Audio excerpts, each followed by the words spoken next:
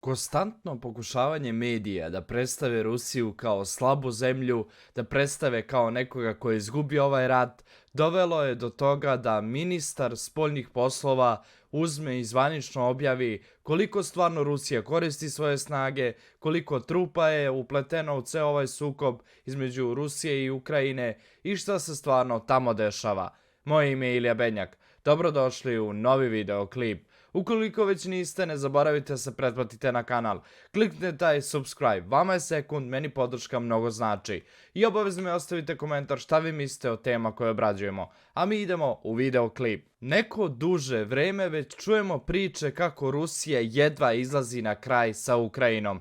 Da je rat toliko jak i da su Ukrajinci toliko jaki da već evo 110 dana od ruske operacije nisu uspjeli da zauzmu celu Ukrajinu. I svi se smeju zbog toga. Evropa i dalje dostavlja oružje u Ukrajinu. Poljaci su rekli da čak trebaju nuklearne bombe da se daju Ukrajini kako bi mogla što bolje da se brani, čak možda i da napadne direktno Rusiju, dok naravno Amerika zagovara da će oni poslati još više oružja kako bi uspjela Ukrajina totalno da se oslobodi i da bude jedna možda od najjačih sila koja postoji u Evropi. Ali sa tim svim izjavama i svojim informacijama nisu uspjeli da saznaju koliko stvarno Rusija koristi vojske, šta koristi i zašto Rusija neće da napreduje toliko brzo.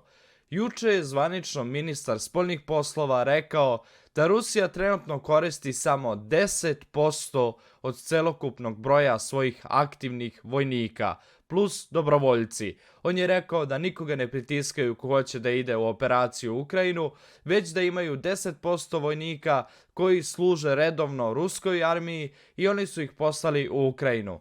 Tako da je zvanična informacija da samo 10% vojske ili armije broja otišlo je u Ukrajinu, 90% je još na raspolaganju, plus rezervisti. Također je rekao da Rusija trenutno koristi samo 20% svoga naoružanja, šta stvarno Rusija ima, i da ne žele da pokazuju, već da žele da se stvari dovedu u red i da se sedne i razgovara, da se situacija reši i da je Rusija otvorena za svaki dijalog da bi ova situacija prestala. Ukoliko se Ukrajina obaveže da neće ući u NATO, da neće se naoružavati nuklearnim bojevim glavama, da neće imati bilo kakvih dodirnih tačaka sa Evropom, sve će biti ok.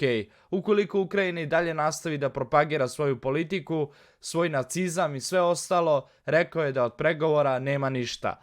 Naravno vidimo da ovdje Rusija ima svoju neku taktiku i svoju neku igru, dok Zapad govori kako je Rusija bankrotirala, kako je Rusija pukla, kako Rusija nema više snage. Rusija ima povećanost BDP-a u prvom kvartalu od 70 milijardi američkih dolara, gdje je uspjela da dokaže da može i bez svih ovih zemalja koji su u Evropi da funkcioniše normalno. Dok u Evropi imate stopu inflacije koja se svakog dana boje ljudi da ne pukne i da jednostavno evro i sve ono što je imalo vrednost u Evropi nema više i da Evropa je stvarno na velikim problemima, na velikim mukama.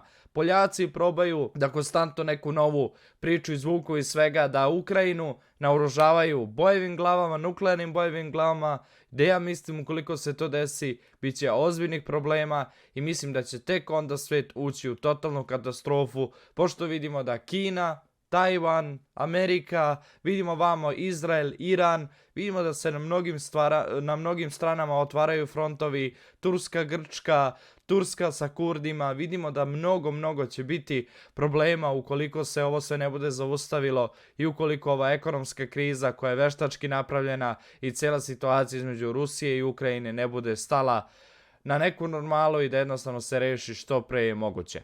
Hvala svima koji ste pogledali videoklip, pišite mi dole šta vi mislite o ovome svemu, pišite mi dole komentar šta vi mislite o izjavi ministra spoljnih poslova Rusije, da li stvarno Rusija koristi samo 10% svoje armije koju ima celu. Također probat ću da dođem do nekih ljudi, do nekih novih intervjua i svega ostaloga, pošto im pisali komentar. Dejan Berić bi bio pogodan za ove teme što se tiče Ukrajine i svih dešavanja, tako da ćemo probati njega da kontaktiramo.